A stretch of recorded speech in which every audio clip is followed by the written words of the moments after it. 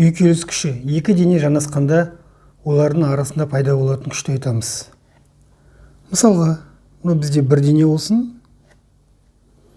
екінші дене болсын. Осы екеуінің арасында жанасқанда бізде үйкеліс күші пайда болады.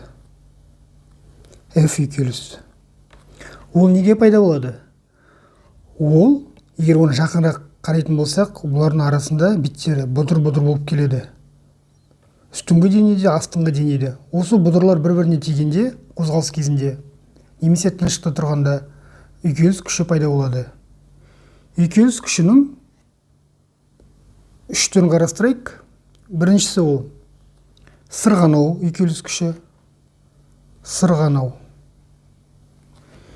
Екіншісі домалау үйкеліс күші.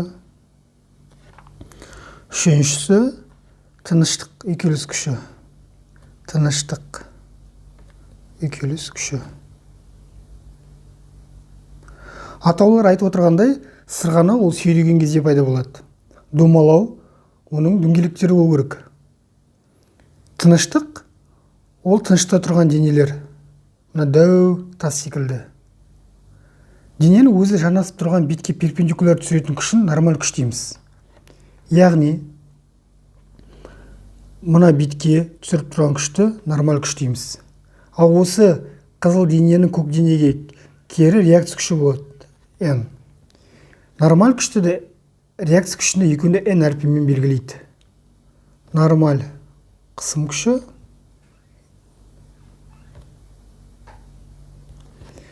N реакция күші. Себебі екеу модульдер бойынша тең. Сол себепті бірдей әріппен белгілейді. N. Осы нормаль қысым күшіні үйкеліс коэффициенті көбейтсек, бізде үйкеліс күші шығады. Мю көбейту N. Үйкеліс күшінің формуласы.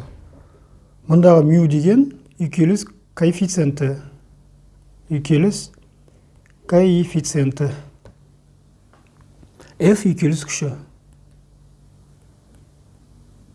Үйкеліс күші. Барлық күштер ньютонмен өлшенеді. Үйкеліс коэффициентте өлшем бірлік болмайды. Енді осы үйкеліс күшінің пайдалы және зиянды жақтарын қарастырайық.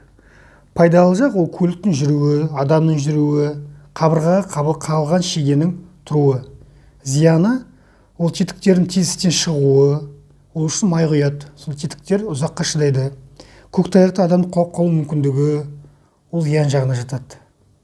Яғни үйкеліс күші күнделікті өмірде өте көп кездеседі.